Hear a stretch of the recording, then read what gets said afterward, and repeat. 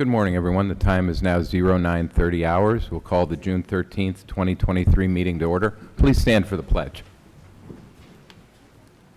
I pledge allegiance to the flag of the United States of America and to the republic for which it stands, one nation, under God, indivisible, with liberty and justice for all.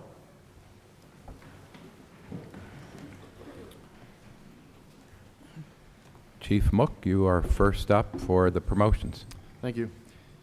I'm seeking approval to promote Corporal Jeff Keller to Sergeant in Patrol and Patrolman Mike Sorokas to Corporal in Patrol. And this is to fill some this is for backfill needs subsequent to my promotion to Chief. And in addition to that, I'm requesting approval to promote Corporal Ryan Mays to Sergeant in Investigations. And 4 detectives, Detective Jeremy Green, Detective Ryan Bolash, Detective Dan Shoup, and Detective Brian Henderson to the rank of Corporal in Investigations. Corporal Mays has been serving as the acting sergeant for some time now. And the other 4 promotions will allow us the opportunity to identify future leaders when backfill is needed in investigations to select the best candidate. Thank you. Any questions or comments from the board?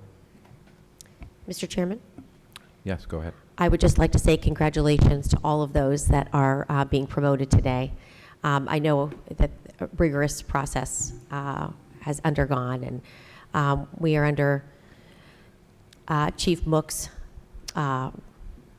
watch now, and I am proud to say that get to see all of you every day and watch you as you climb the ranks, but it's more about helping people, and I know that that's why you do what you do. So thank you for all that you guys do. Thank you. Do I hear, so we're going to do these all at once? Okay, do I hear a motion for approval of the promotions as stated? I'll make a motion to approve the promotions as stated. And I'll second. Okay, I'll call for a vote. Mrs. Clear? Yes. Mr. Olet? Yes. And I vote yes. Thank you and congratulations. Thank you.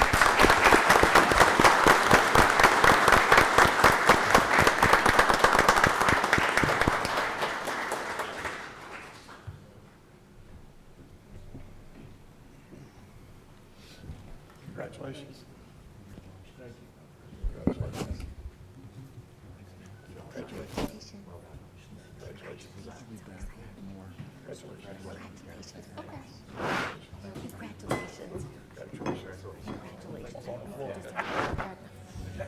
Congratulations, John. Always you do. Congratulations.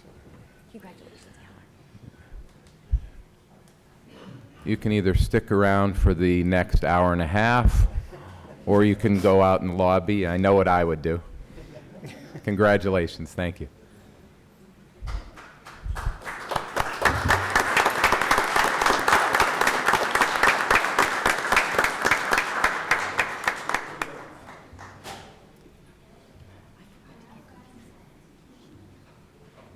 Is there any? No. I suck.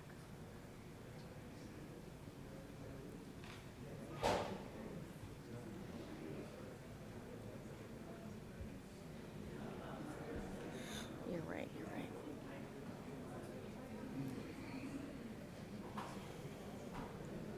Good point.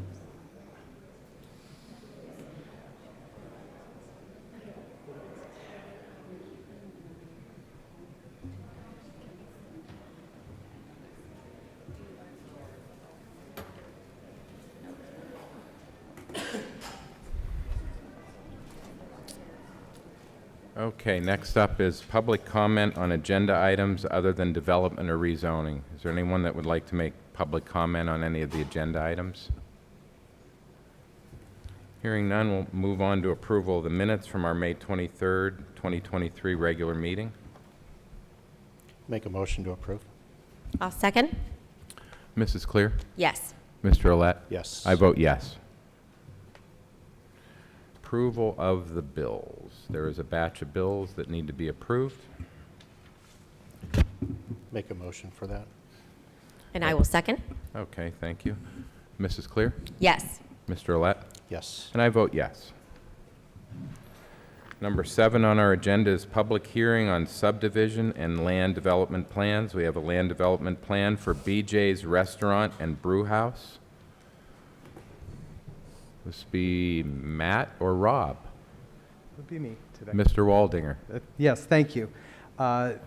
They have presented a land development plan to show the construction of a 7,662 square foot eating and drinking establishment located at the Millcreek Mall with associated stormwater management facilities and off-street parking along the west line of Peach Street, south of Kuntz Road in Tract 347. At their regular meeting of Tuesday, May 2nd, 2023, the Millcreek Township Planning Commission recommended approval of this land development plan with the following condition: that they meet the 7% required green space within the parking lot. The Planning Commission also asked that the supervisors consider sidewalks along Peach Street for the entire Millcreek Mall property.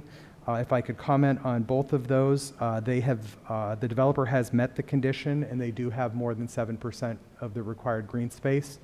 As far as the sidewalks along Peach Street, the lease line for this parcel does not extend out to Peach Street. It doesn't encompass all of that, so this development would not be required to place sidewalks there. There was a pretty lively discussion at the Planning Commission meeting about sidewalks in that area.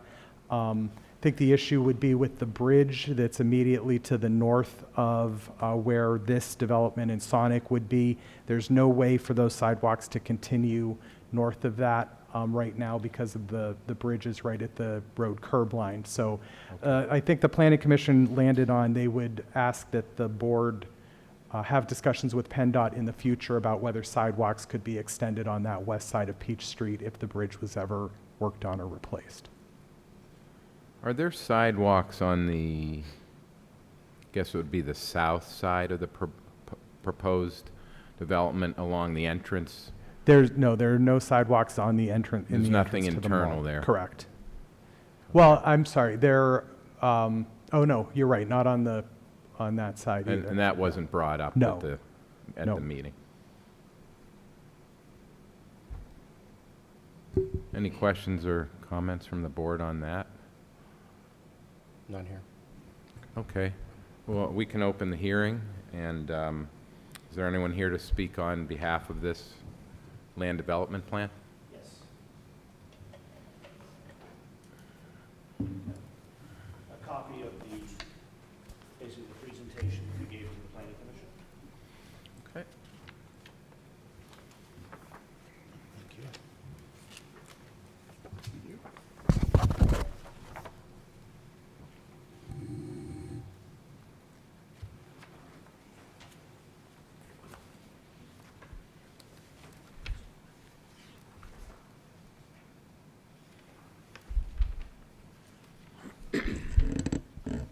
Good morning. My name is Michael Takis. I'm with Bowler Engineering. We're the site civil and landscape architecture consultants for this project. We do have two other people here. If we have any questions regarding the operations of the BJ's Restaurant and Brew House, or just operations at the mall in general, Justin Somerville from Cafaro, the mall owner, is here, and Joan Legay from BJ's Restaurant has joined us as well this morning. I'm going to give you just kind of a quick overview. Mr. Waldinger gave kind of the location of where we are here. This is a redevelopment of the remaining piece of developed area where the former Sears Automotive was. We are looking to basically come in there, take out the rest of that foundation, take out the asphalt where it is today, improve it, construct our restaurant, and then redo the parking as it meets the current ordinances, increase landscape around the entire area, and really decrease overall impervious for that location. In addition, we also are putting a significant underground detention system in to help accommodate the current stormwater ordinances, because there was basically nothing there in the past whenever that center was initially built. If you look at the third sheet in the presentation. It basically shows the current condition out there on site today with the Sonic to the north, and then you can see what's remaining of the foundation of the old Sears Automotive. The parcel right now, or the area right now, is paved almost 100% across its limits. The next image is a slide, or basically just a photograph on the site showing that pad, showing the current condition. The next is looking back the opposite way towards the entrance. Those street trees that are in bloom there will be remaining. That lines the mall entrance there. And then the last one basically shows the pylon sign that is located at the front along Peach Street. The next page is showing basically just a survey information of that same aerial image, identifying again the constraints as far as the heavy black line is the PennDOT right-of-way line. So I think we're basically 90 feet away. So our parking is 90 feet away from the physical edge of Peach Street. The balance of that is in PennDOT right-of-way and utility easements. And then the next is our site plan. So this is what we're proposing to build. Again, you can see the orientation of the restaurant is the main entrance is on the right-hand side. It is facing out towards Peach Street. We have a service yard that is completely in the back. Our circulation, we're basically sharing the one access point with Sonic. So Sonic will still have access in there as well, and then that will be our access point. Only access is off that internal mall ring road. There's nothing proposed on Peach and nothing on the entrance, the main entrance to the mall itself. Right, so that's a change from what's currently there. There's an entrance that is to the south where you can pull in. That's correct. So that will be curbed off. That's correct. It pulls those movements further away from that intersection to help Understood, simplify yeah. it. And again, you can probably see it better on the next image. The next image is our site rendering with our landscape overlaid on top of it. You can see there's a significant landscape component to this project. Anything that is in light green is new lawn area that wasn't there before, predominantly along that inner mall ring road. So right now, that's paved all the way up to basically a curb line there. We're taking a lot of that out and installing a lawn area there, and then there's significant plantings around the buildings and around the perimeter of the site itself. The next image shows elevations of the building. Has a lot of architectural character to it, a lot of high-quality materials that go into the construction, so it gives a real architecturally pleasing visual really on all four sides of the building itself. And then the last image is an actual photograph as opposed to the architectural renderings of what the restaurant will look like. So the one that you see is the exact same restaurant that will be constructed at Millcreek Mall. And that's all I have. Do you have a timetable for getting the project started? I know, I don't want to hold you at anything, just ballpark. We're going to start construction drawings pretty quickly here, and we get through the permitting process and the plan starts. Okay, very good. About 6 months from the time to start. Okay. Thank you, sir. Appreciate it. Thank you. Mr. Chairman? Yes, go If ahead, I Matt. could, I just should mention for the record that this hearing was delayed from the last meeting of May so that BJ's could seek a couple variances from the zoning hearing board, which they were granted. They were granted a variance for parking spaces over 120% of the minimum required, and they were also granted a small variance for buffer plantings, not the number of plantings, but the location. They shifted them slightly different than what the zoning code calls for, and so they were granted both of those variances. Okay, thank you, Matt, for that information. Is there anyone else here wishing to speak on this land development plan? Okay, hearing Hearing no further speakers, we will close the hearing, and I'll ask for a motion on this. I'll make a motion to approve. And I'll second. Mrs. Clear? Yes. Mr. Olet? Yes. And I vote yes. Thank you. Thank you. Moving on to bids and quotations. COG Joint Purchasing Bid Results, Public Works and Streets. Rob? Thank you. Good morning. In front of you is a list of quantities and pricing for this year's Erie Area Council of Governments materials that the township plans to use. This is an estimated quantity that may vary depending on the work being done this year. The materials and pricing are as follows. 100 ton of type C 57 stone and 100 ton of 2A stone. Both of those are coming from Gertz Sand and Gravel for a total price of $4,328. Catch basins with frame and bicycle grates, we're planning on 10 each 2x2x2s and 10 each 2x2x3s, totaling $16,400. Concrete catch basin risers, 10 each 2x2x3 inches, 10 each 2x3, or I'm sorry, the first one was 2x3x3 inches, then 10 each 2x3x6 inches, 10 2x3x12 inches, 2x2x3 inches, 10 2x2x6 inches, 10 2x2x12 inches. Those materials would all come from Waterford Precast for a total price of $9,450. And then finally, the drainage pipe. We have 200 linear feet of 12-inch pipe, 200 linear feet of 15-inch pipe, and 200 linear feet of 18-inch pipe. These would all come from Green Distributors for a total price of $7,196. Total price for all these materials is $37,374. Funds for these items will be taken from the maintenance and repairs line of the streets expense budget, and it is my recommendation to execute contracts on these materials.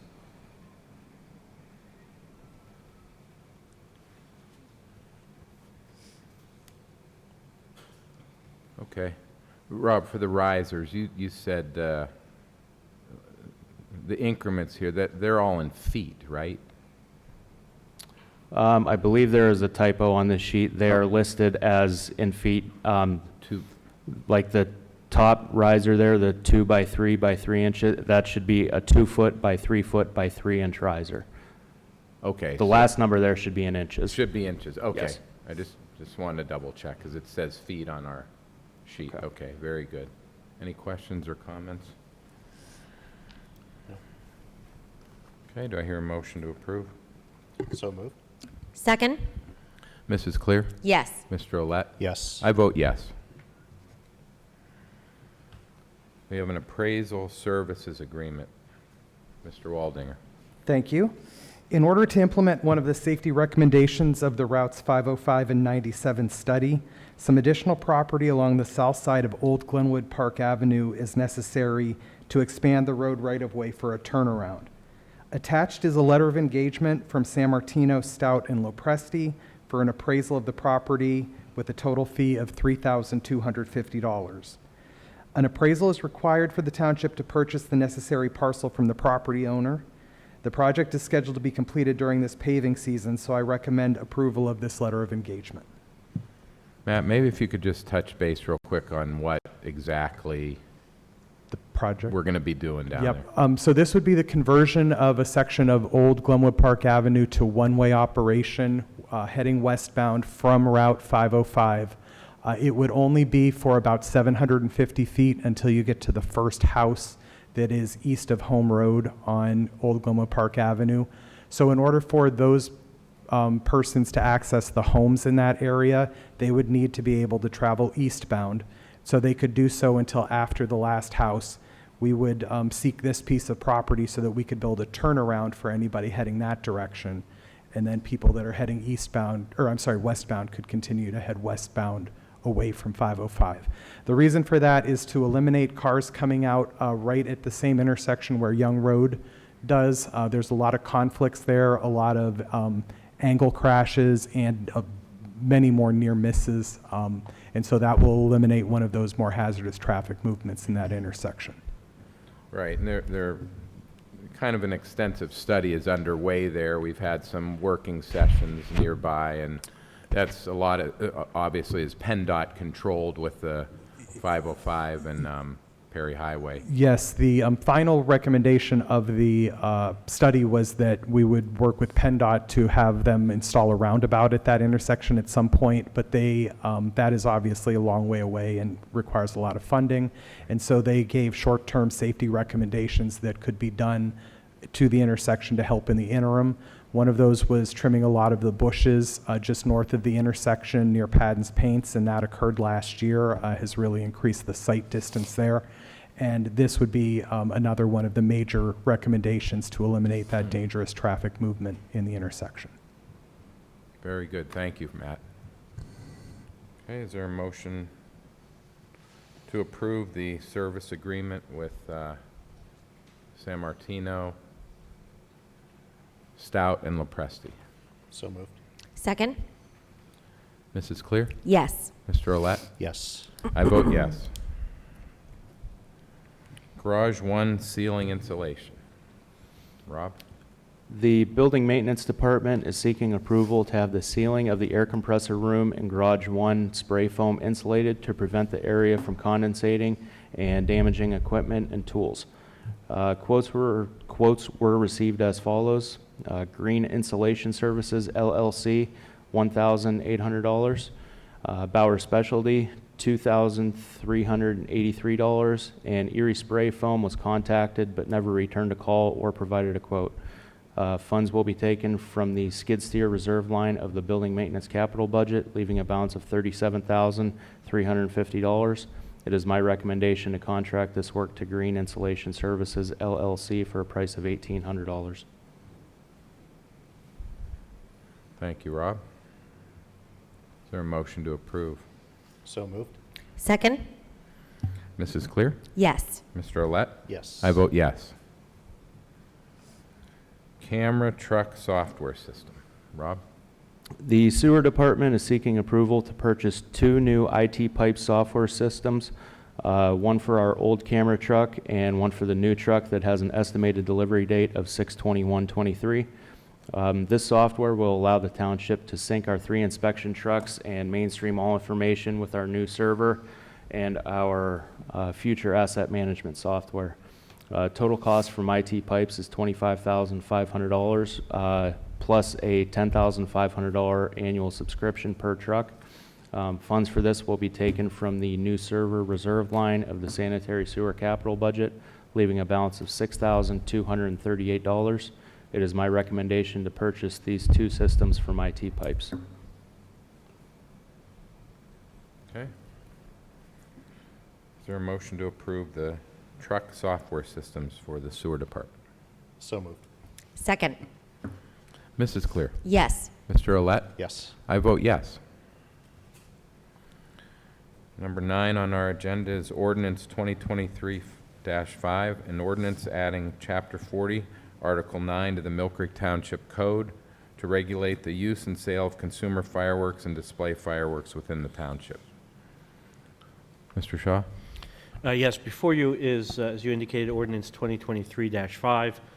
This is an ordinance that's intended to have the township comply with the new state laws that were passed with respect to fireworks.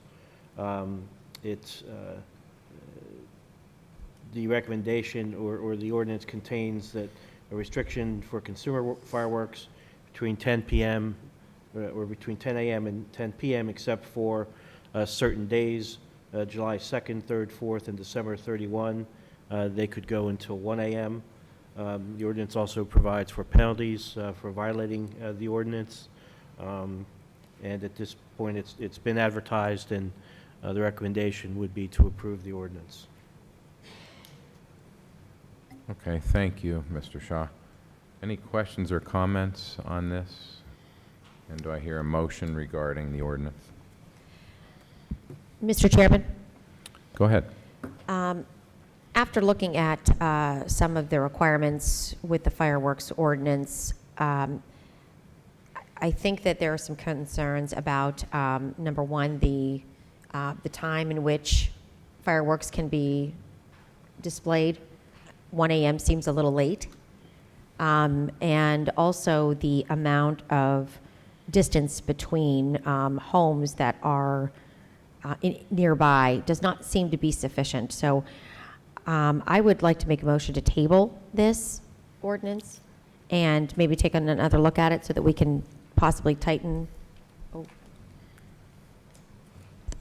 Good morning, everyone. Lydia Caparosa with the Solicitor's Office. I was involved in the preparation of this ordinance, and just to answer a couple of those questions that you may have, Mrs. Clear, the language that is in the draft ordinance does exactly match the state statute that talks about the time restrictions as well as the distance. The 150 feet is for any vehicle or building regardless of whether or not it is occupied. I know there's a 300-foot reference, but that's in the ordinance, but that's with respect to display fireworks and not in terms of location from buildings. It's more so related to the location from other facilities that are selling fireworks. So we can't go less restrictive than what the statute says. So the 150 feet was the previous requirement, and it is still the current requirement under the state statute. In terms of the time limitations, the 1 a.m. is only applicable to specific holidays such as 4th of July, Memorial Day, and Labor Day weekend, and the statute does allow us to regulate the times for non-holidays, but those specific time limitations we're not allowed to mess with. They get under the statute until 1 a.m. We are not setting the 1 a.m. They get until 1. We can't be, So we can't make it more restrictive, is what you're saying? I know typically we can't make things less we restrictive. can't make them less restrictive. We'd have to look at But how they the- framed their language to see if we could make them more restrictive. I have the exact, we don't have the authority to restrict or regulate. That's what the statute does. We can't regulate the times for those holidays. We're allowed to go with what the statute says. We can't do anything different. So the way the statute reads as, except for authority exercised under section 1.2, we shall not restrict or regulate the use of consumer fireworks on the following days. Those days listed in A3, 1, and 2, which is, let me go back up to that, July 2nd, 3rd, and 4th until 1 a.m. And if they fall on the Tuesday or Thursday, they get the preceding Saturday and following Friday and Saturday to do it. So we can't regulate those by the statute beyond what's already in the statute. And then also includes Memorial Day and Labor Day. So I understand the concerns with the 1 a.m., but the way the statute is written, we don't have the authority to regulate, to reduce it to like 10 p.m. or 11 p.m. And that's only for consumer, that is not display. When you say display, what? Sure, the display of fireworks, in order to obtain those, that's also included in this ordinance, as well as that you have to obtain a permit. And you have to be certified and go through a process to be able to purchase those. So when you're thinking display, you're thinking of the big ones that, Okay. is put off down by the Centennial Tower. The commercial ones are different, and you don't have to get a permit for. So display would be considered commercial? No. No, they're different. They are They're different. Yeah, Okay. the display fireworks, Jim, are, I think, denoted by size. If they're above a certain size, they're viewed as display. And you Okay. have to have a permit and certain qualifications to shoot those off. Otherwise, anything below that are viewed as consumer fireworks. Consumer grade. Yeah, Yes. which in many cases look like displays, but, those are the ones, that don't need permits. Yeah, a lot of this all stemmed from, I think it was 2017, they made changes to the revenue statute to allow for the purchase of consumer fireworks, like Right. bottle rockets, Roman candles, things that we couldn't previously purchase in Pennsylvania. This has now moved it from the revenue provisions to the agriculture provisions. and just modified a couple of things. But the 150 feet remains the same as it always has been. And the township does, my understanding, have a map on their website that they will be updating to reflect the new language of the ordinance and the statute that indicates where you would be permitted to set these off at, based on distances. I believe Matt Puda prepared that, and Shallon Anderson and I talked about that as well. Okay, I do agree with you, Kim, about the 1 a.m., but if you're saying that we're bound by the state statute, it doesn't sound like we have much of a choice. Yeah, any other day besides, the 4th of July, Memorial, and Labor Day, we can certainly set time limitations and regulations, but the language in the statute says we don't have the authority to regulate those days. Okay, but that language wouldn't be in this specific ordinance What, the time limitation? for the non-listed days. Yeah, let's just say someone wanted to set them off, May 10th. Yes. Under subsection, it's on page 5, but it is sub 40-67, consumer fireworks, subsection B4, which talks about the time limitation. That gives the limitations of you can't set it off between 10 p.m. and 10 a.m. Okay, And then except for, and then lists out the July 4th holiday and the Memorial Day and Labor Day.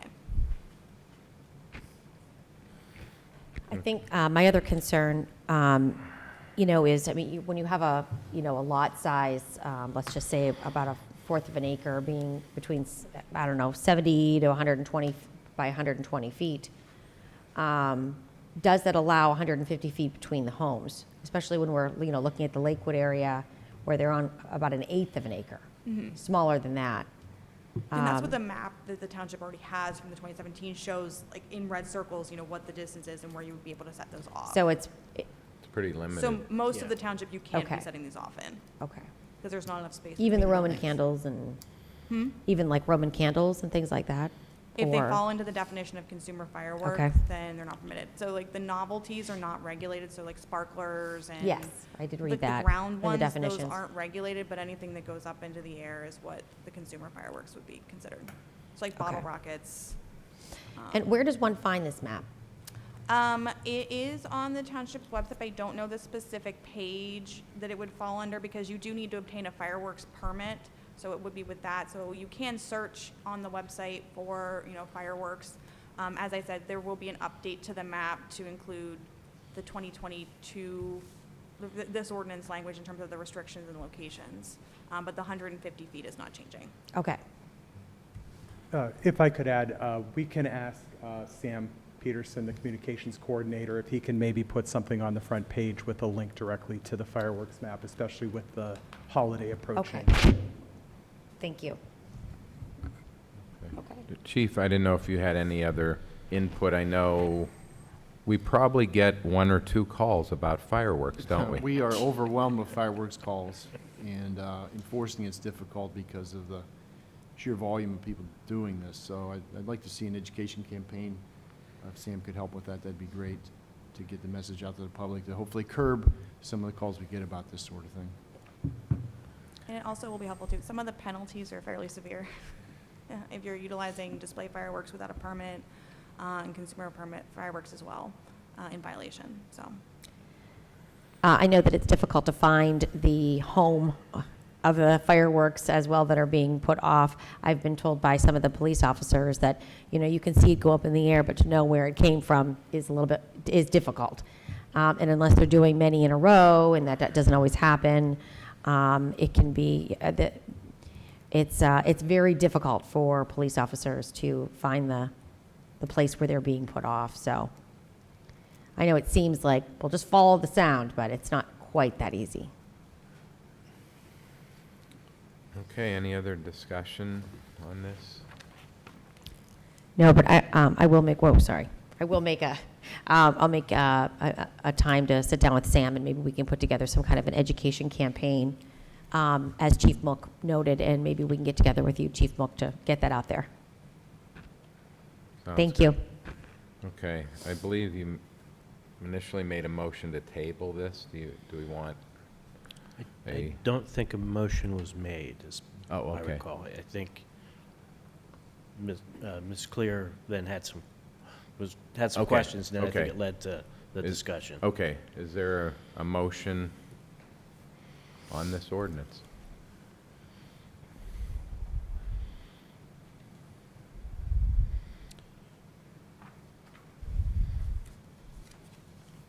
Well, it seems our hands are tied to, tightening things up, so I'll make a motion to approve. Okay, thank you, Dan. Do I have a second? I'll second it. I'll call for a vote. Mrs. Clear? What do you think? No. Mr. Olet? Yes. I vote yes. Okay, we have a new or amended ordinance under review for the saldo. Mr. Shaw? Yeah, the review of the SADO continues as we're trying to finalize in some certain specialized sections, and working with the new township engineer to get his input on those things to make sure everyone's on the same page. So we do still intend to have a public review process, and we're still probably a couple meetings away before it'll be ready to be presented to the Board of Supervisors for their review. Okay, thank you. Next up is Resolution 2023-R27. Mr. Shaw? Yeah, Resolution 2023-R27 is a resolution to approve the transfer of $900,000 from the township to the Millcreek Township General Authority. This would cover the cost of acquisition of the sandbar, which is scheduled to be, which closing is scheduled for the end of June. This amount sought falls within the amount budgeted to the authority by the township for 2023. Okay, any questions or comments on this resolution? Do I hear a motion on this? I do have a quick question. I'm so sorry. Go ahead, Kim. Mr. My gosh, sorry, Attorney Shaw. Sorry, I'm still thinking about fireworks, I think.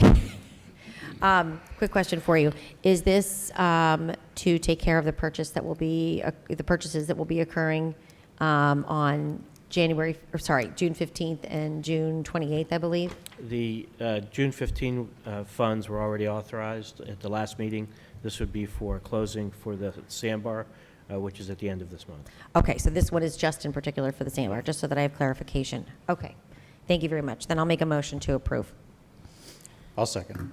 Okay, I'll call for a vote. Mrs. Clear? Yes. Mr. Olet? Yes. I vote no. Next up is the Penelec easement for Wander Park. Matt? Sorry, thank you. When Millcreek Township acquired Wander Park, which is on Crowell Street between Bible Avenue and Berry Street, the property was subject to a Penelec easement for power lines along Berry Street. The township was contacted by First Energy, who wishes to update and standardize the easements along Wander Park, as well as with private property owners along the same service line. In exchange for signing a new updated easement agreement, First Energy has agreed to pay the township a consideration of $3,000. Attached is the proposed updated easement, a copy of the payment schedule, and a W-9 the township would be required to provide in order to receive payment. I would recommend that the chair be authorized to sign the payment schedule and the easement agreement between the township and Mid-Atlantic Interstate Transmission, LLC. Okay, thank you, Matt. Any questions or comments? None here. Okay. Is there a motion to approve this easement and authorize the chair to sign the payment schedule and the easement agreement between us and Mid-Atlantic Interstate Transmission, LLC? So moved. Second?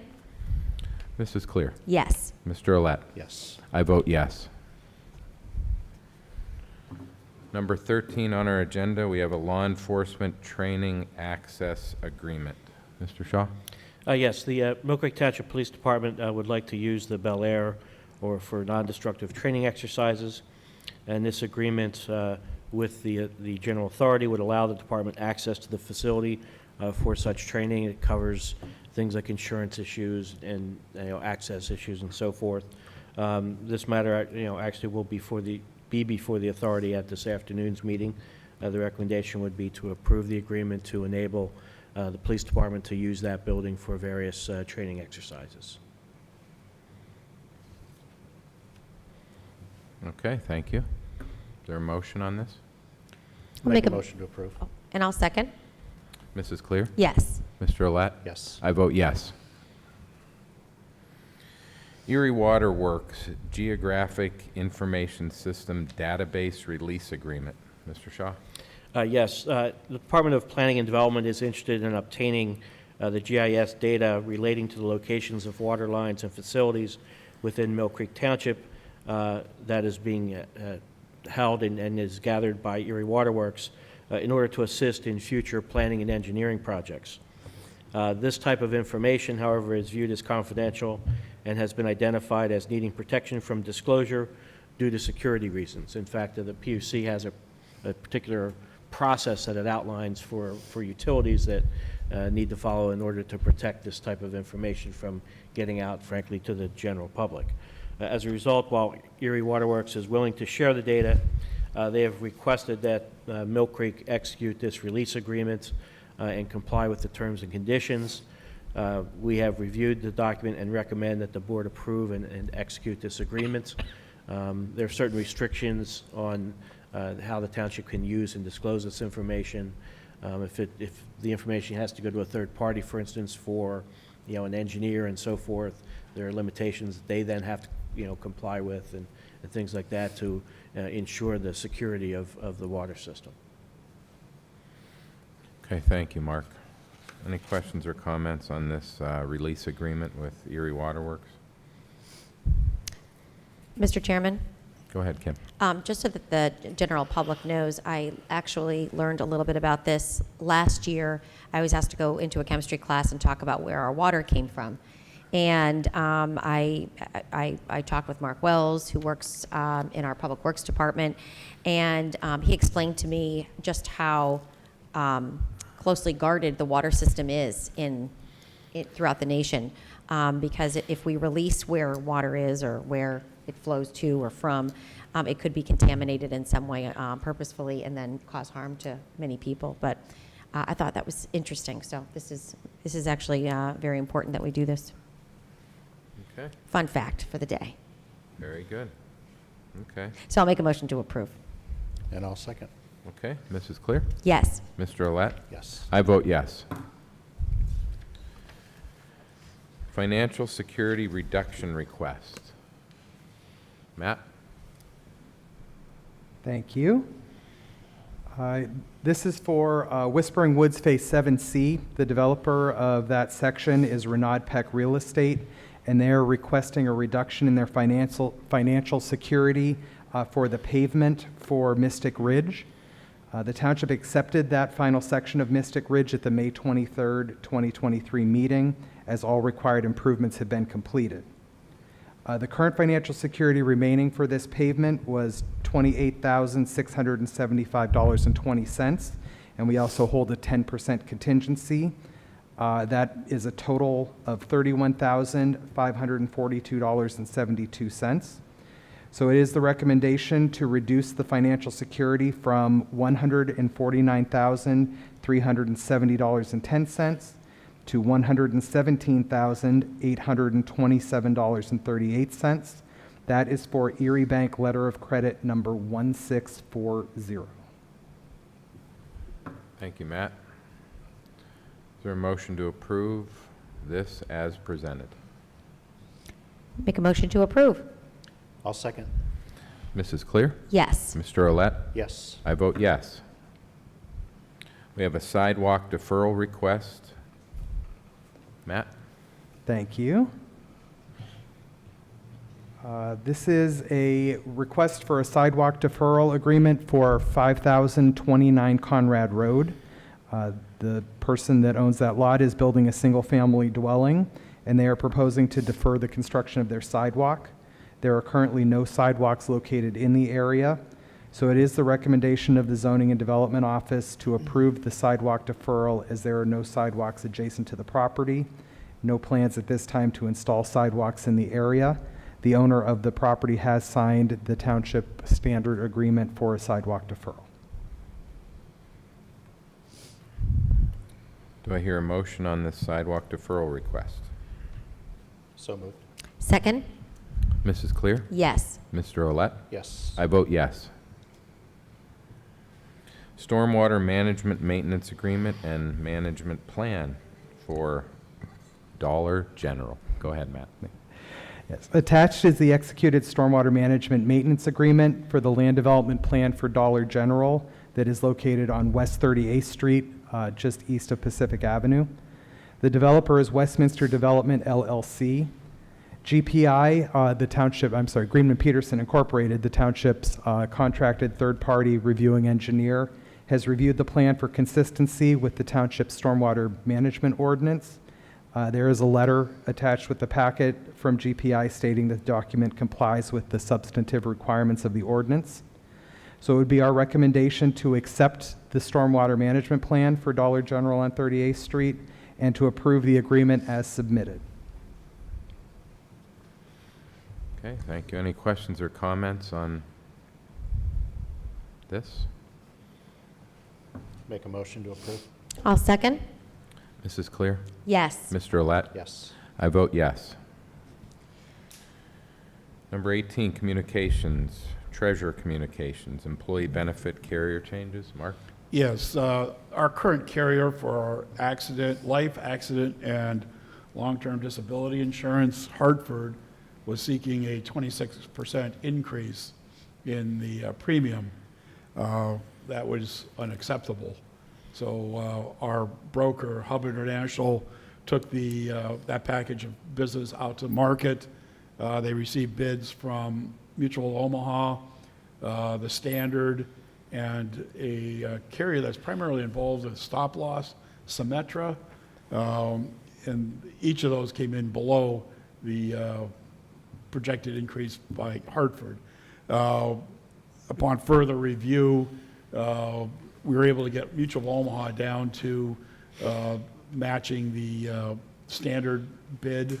And so it's my recommendation that we place the business with Mutual of Omaha for the accident, life, and long-term disability. The annual cost is going to be roughly $82,600. That varies year over year because the LTD is based on salaries, and as they rise, the cost of insurance will rise, but the cost per $100 or per $1,000 will not. It's a 2-year rate guarantee. So it's my recommendation to place that with Mutual of Omaha. Okay, thank you, Mark. Any questions or comments on that? I'll make a motion to approve. And I'll second? Mrs. Clear? Yes. Mr. Olet? Yes. I vote yes.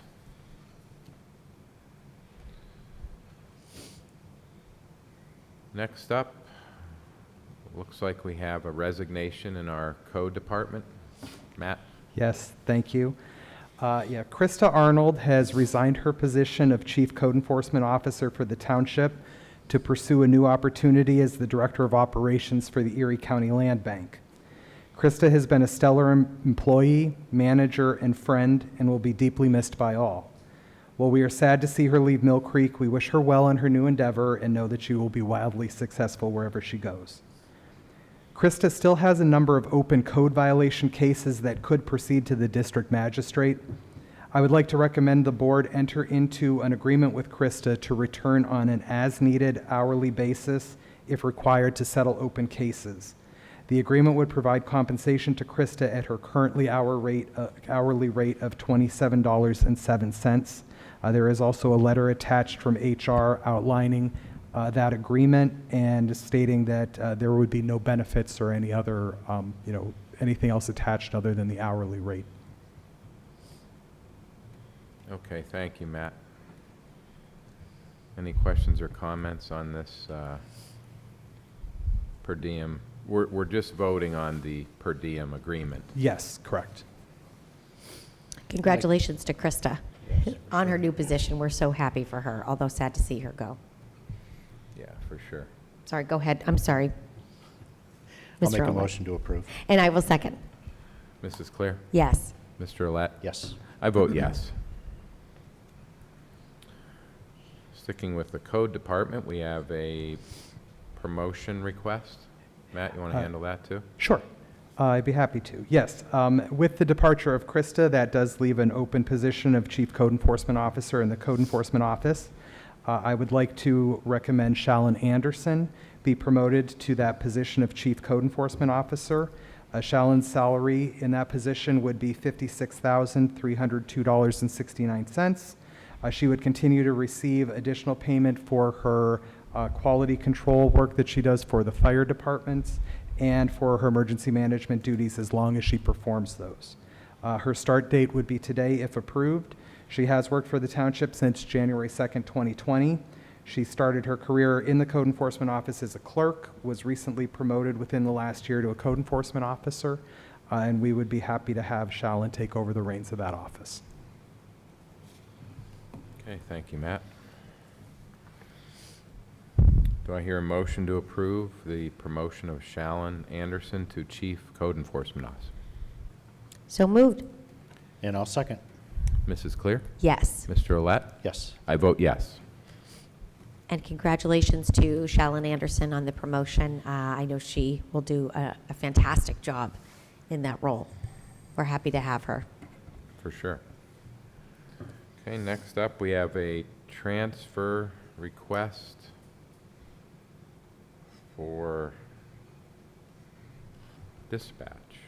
I can take care of this. Thank you, Chief. Our current evidence and property custodian, Rich Moore, is retiring the first week of August, and he's indicated that he would need about 6 weeks to train his replacement. And a current dispatcher, Randy Hooley, interviewed for the position and accepted. We accepted, he accepted, with a start date of June 22nd, 2023 in this new position. There's no change in his pay rate. It's a lateral move for him. Randy's been employed with the township as a part-time dispatcher starting March 16th of 2015. He then became a full-time dispatcher August 22nd of 2015, and he's remained in that position for the last nearly 8 years. Okay, thank you. Is there a motion to approve this lateral transfer to the evidence property custodian? Excuse me. So moved. Second. Mrs. Clear? Yes.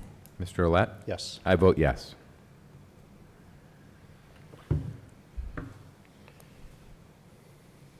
We have a hiring request from the engineering department. Who would like to handle that? I was just planning to be a sponge today, so I think Mr. Waller should handle that. I can handle that We for were wondering if you were going to say any words. Mr. Rodemeyer. Yes, this would be a new hire in the engineering department to replace the position vacated by John Sebesta's departure earlier this month, or I'm sorry, in May. The date of the hire would be 6/19/2023, next Monday. It's being recommended to hire Chad McConnell as project engineer. His rate would be $67,500 annually with an additional $2,500 upon successful completion of his professional engineer certification. Chad is currently employed with the City of Erie Bureau of Engineering as a project engineer, and he's been there for 4.5 years. He has a BS in civil engineering and has had his engineering and training certificate since 2019. He is eligible to sit for his PE this fall. So with that, we would recommend that the township hire Chad McConnell as a project engineer effective June 19th. Thank you, Matt. Is there a motion to approve this hiring of Chad McConnell as project engineer? So moved. Second. Mrs. Clear? Yes. Mr. Olet? Yes. I vote yes.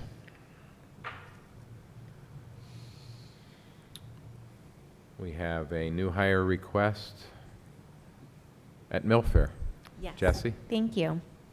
There was a need to fill a vacancy at the Millfair Compost Center for a heavy equipment operator.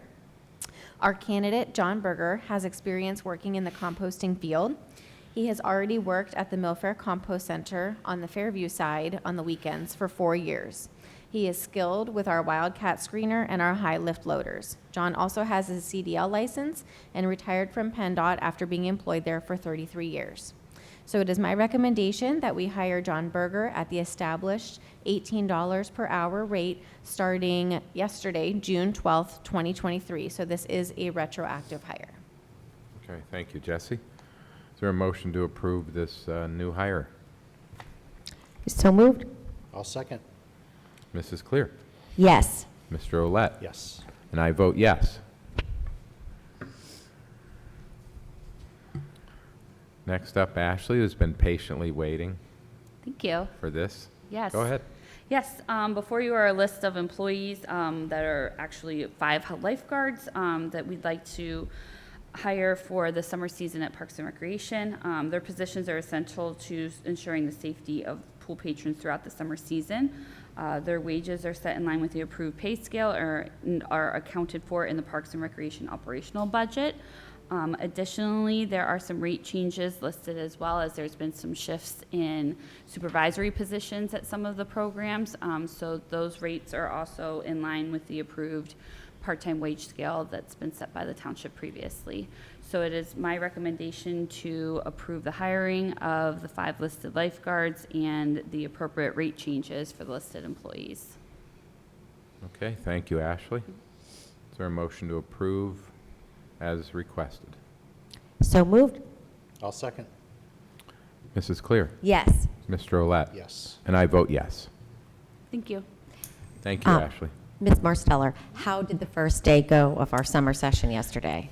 It was wet and cold, but it was a good day. So we had a very full indoor day inside at our day camp program. Unfortunately, tennis was not able to start yesterday, and I believe we had 1 pool patron yesterday. Yeah. Oh, you For had the one limited pool time we were patron. open. Yes, there's some very excited people. The pools are heated, so all are welcome. So as of yesterday, the pools, both Bell Valley and Chestnut Hill are open, correct? Correct. Yep. Yes. Okay. Mhm. And you still have some openings for a few of your, of the summer session, right? Yes, yes. In terms of our swimming lesson schedule, yes, and we have some openings left in our tennis program as well. If anyone's interested Yes. still in registering, we will keep them open for a little bit longer just to try to fill all of our seats. Oh, good. So the kids can still sign up for tennis. Absolutely. What about pickleball? The adult program is filled. We had 2 adult sessions; those are filled. We're looking to see if we can possibly add some more on, but there is still room in the youth pickleball. If Youth any- pickleball Yes. still open. You heard it here first. Yes. Thank you. Yep. Thank you. Thank you. Okay, we have a training request. Chief? The Erie Police Department's Crisis Negotiator Team is doing a scenario-based training on June 16th from 9 a.m. till 5 p.m. And our Crisis Negotiator Team was invited to participate. The location is at Erie Police Department. And this is an excellent no-cost opportunity for our team to further their training experience, and I highly recommend this be approved. Okay. Is there a motion to approve this training request at the Erie Police Department? So moved. I'll second. Mrs. Clear? Yes. Mr. Olet? Yes. I vote yes. Executive sessions were held on May 31st and June 8th. On May 31st, real estate issues were discussed relating to utility easement, parks and rec facilities, litigation related to right-to-know appeals, orphans court petitions, zoning hearing board appeals, and personnel issues.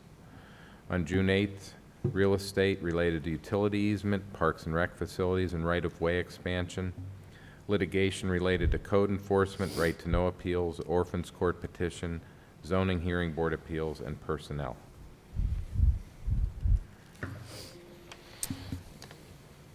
Solicitor Communications, Mr. Shaw. Yes, I have one matter. Recently, a decision of the zoning hearing board relating to 509 Arbuckle Road was appealed to the Court of Common Pleas. While the zoning hearing board is the appellee in that case, the township has the right to intervene in the case, and by doing so, it preserves the ability to appeal any decision of the Common Pleas Court.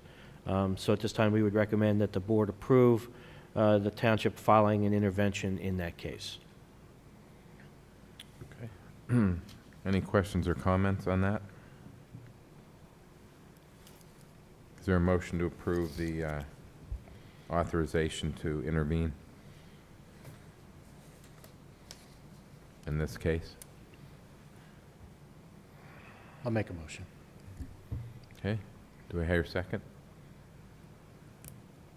I will second. We'll call for a vote. Mrs. Clear? No.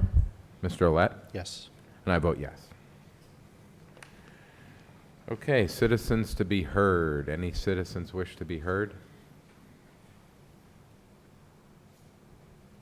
Sir, if you could come up to the podium and... You may approach.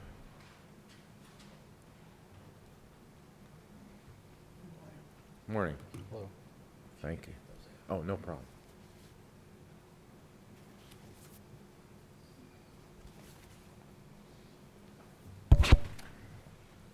You just state your name and address so for the record.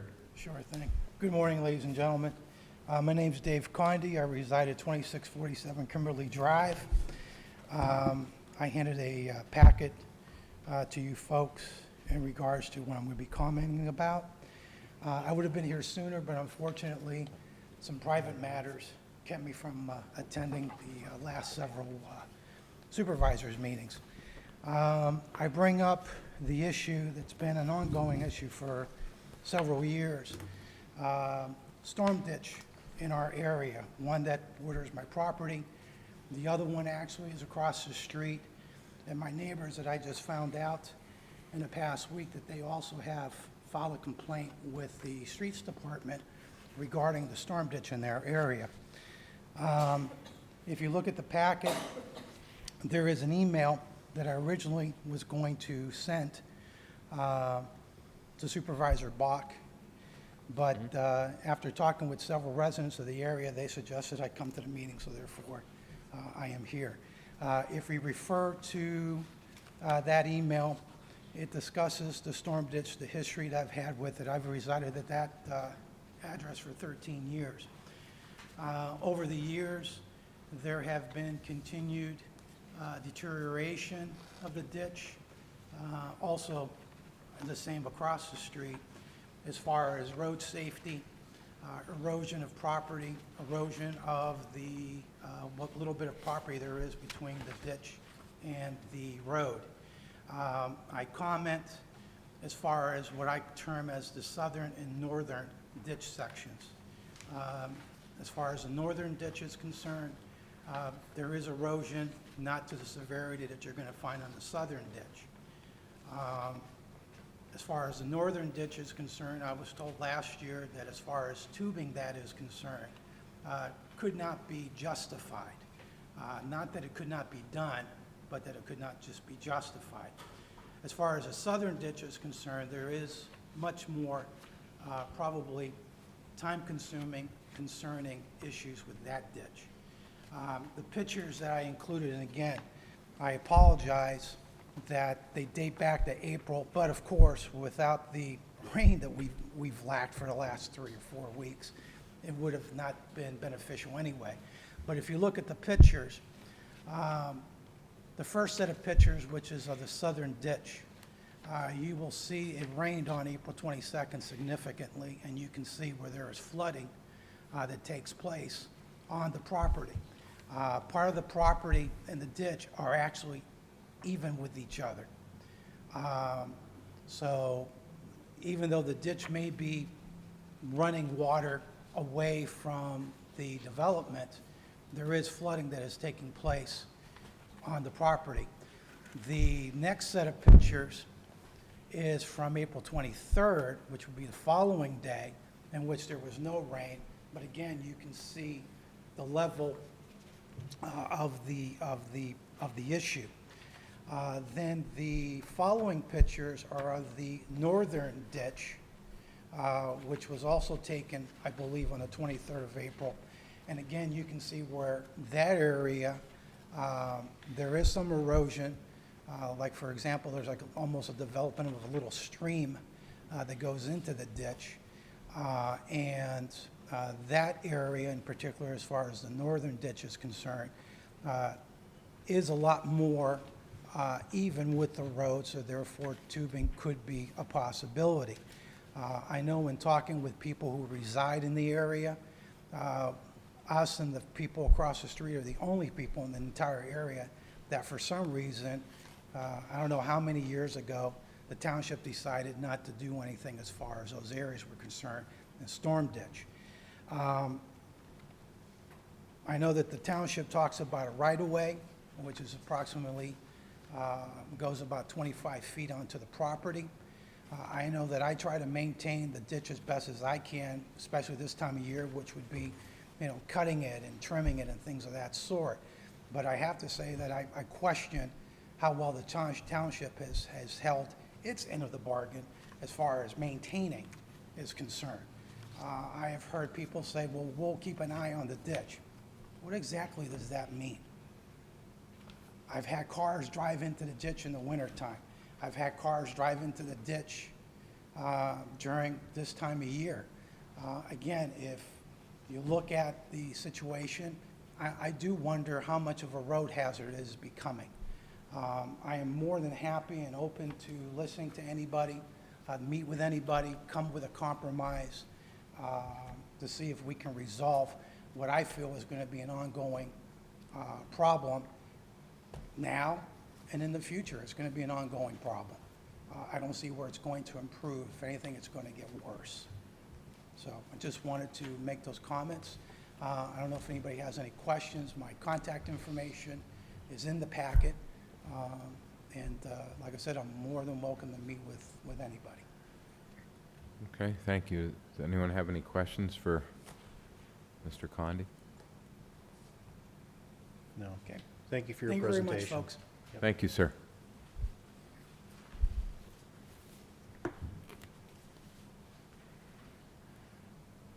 Sir? Sprinio, real quick, 1720 West Corner Road. Hey, I'd like to thank whoever, they got all the cuts fixed, you know, up in my neighborhood anyhow. They're nice and even, no slams. Now that you're almost completed buying all these properties, is that really a historical landmark down there? That little frog place or whatever it was called? School. What? Grasshopper. And if so, is the township going to take responsibility for maintaining that? I'd like to know that. No? Nothing? Nothing? Is it? You asked. Did anybody do any research to find out if it's really historical? I know there's a lot of research going on. Really? Yeah, I'm just kind of monitoring what people are discovering, and I mean, there's definitely a historical, component to that building. There's a historical component to any building, but it appears that building is a little bit, goes back further, obviously, than some of the other buildings down there. So, was it a school? Was it a school? Yeah. From what I've read, I think it was some type of school. I believe it was called Laird School. My house could be. No, we don't have any conclusive evidence right now. Yeah. Any primary sources. Well, I just, But we are looking into it, just so you know, Jerry. We do, and we have been in contact and continue to be in contact with the Hagen History Museum and the in Erie Historical Society regarding this. So, and I've been. and the authority has kind of taken that over, I think, for the most part, trying to determine. Okay. Well, that should get cleared up. What are you playing? I'm teasing you. Oh. I like to. Nothing. Anyways, what about the EMS deal that was proposed between Grappy and Davis? How would that affect Millcreek Paramedic Service? And would there be 2 fees to township residents? Have you guys had any discussions on that with anybody? I think it's too early to surmise what's going to happen there. That's Sure. just really been introduced by the county executive. Yeah. he's at least got the conversation started. You know, this is a countywide issue. Nobody can deny that. So where will it land? I don't know yet. But Well, I'm concerned because people escape to these little boroughs and townships so they pay less taxes. And if you look at Harbor Creek and Fairview, they have the lowest millage, and they don't ask their people to join. They don't give any money to their EMS. And here we're paying, well, some of us are. But I mean, you guys established it, and I don't feel that why should I pay for two? So I was wondering what your position would be on that. well, like I said, it is too early to tell where this is going to land yet. So, I think it's a big thing. oh, it's definitely a big thing. I think he's a little overreach on both Grappy and him. Well, I'd like to see you at the county council meeting. Thank you. you're welcome. Appreciate it. Thank you, Jerry. Jerry. Jerry, also, I'd like to say, I feel like we're still in the research phase of that, too. Sure. I think, as Supervisor Olet said, I think that the conversation has just started. And I think we have a while before that gets figured out. Nothing in government happens quickly. That's a good thing. Yeah. Sure. Okay, any other citizens to be heard? Is there a motion to adjourn this meeting? Motion to adjourn. I'll second. We are adjourned at 10:41. Thank you. Mr. Chairman,